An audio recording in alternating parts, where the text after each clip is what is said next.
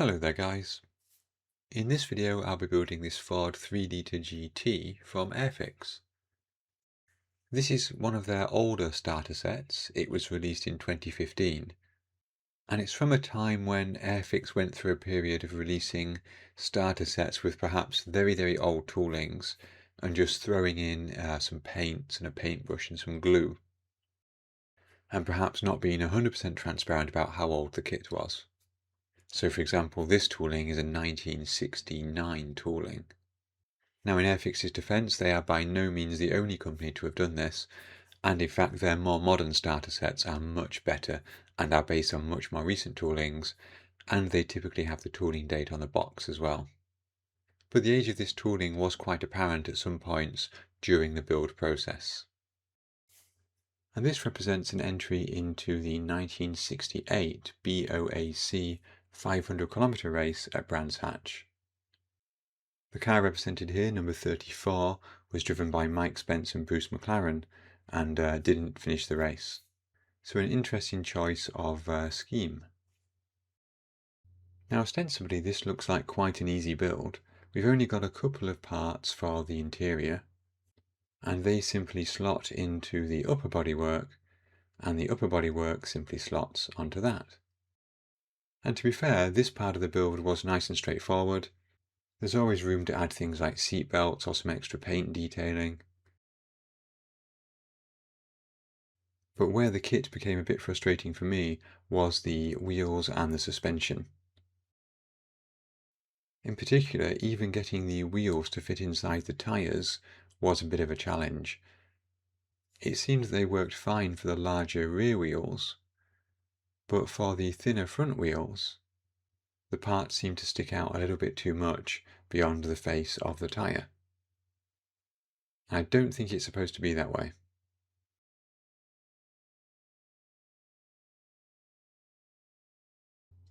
Anyway, I painted the interior black and added the few decals that we get for the dash. And at the same time I painted the upper and lower bodywork with Tamiya Rattlecan TS9, which is Italian red. Because I wanted to gloss coat over the top of the decals, I had to apply the decals now before I put the glazing in, because I didn't want to get varnish on the glazing. The decals were surprisingly good, and these thin gold stripes fell into position really well. Even the one at the very top there, with a little bit of decal solvent, managed to lay down nicely. Where things became a little bit more evil was the suspension. We have these tiny suspension arms here with no real surface to grip onto the bodywork. There's a tiny hole for them to go into, and that's it. I'll try to cut in some shots of the instructions here, but I actually left out quite a lot of the pieces and just used the upper arm, the lower arm and the brake disc, because it was just far too fiddly trying to get everything into place.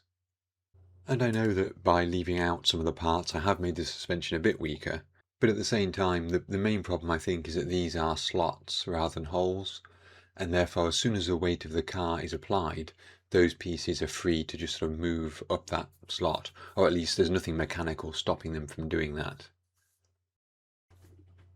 To be honest, as I'm looking back at this video, I'm starting to wonder why I was so grumpy about this kit, because the video makes it look fairly straightforward. At this point, my backup plan was, if everything completely fails, the suspension fails or the decals get trashed or something, to do this as a barn find.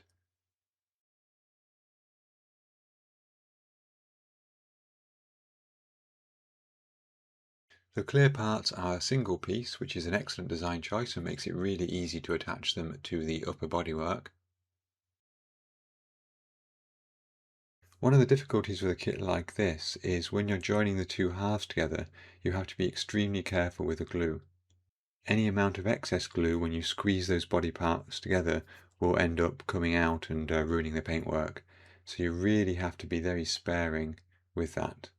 I ended up gluing the middle section and then taping it together, then the front section taping it, and the rear section and doing the same, being careful not to put any masking tape over the decals, of course. And with that, I can at least say that my Ford 3 litre P68 is finished.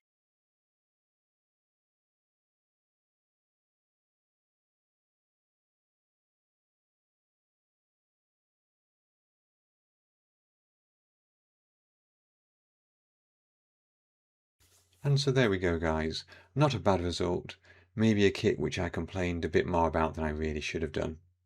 It doesn't look awful, and I think what I'm going to do, rather than put it on my car shelf, which is a little bit full, is to put it onto my Scalextric layout as a broken down car.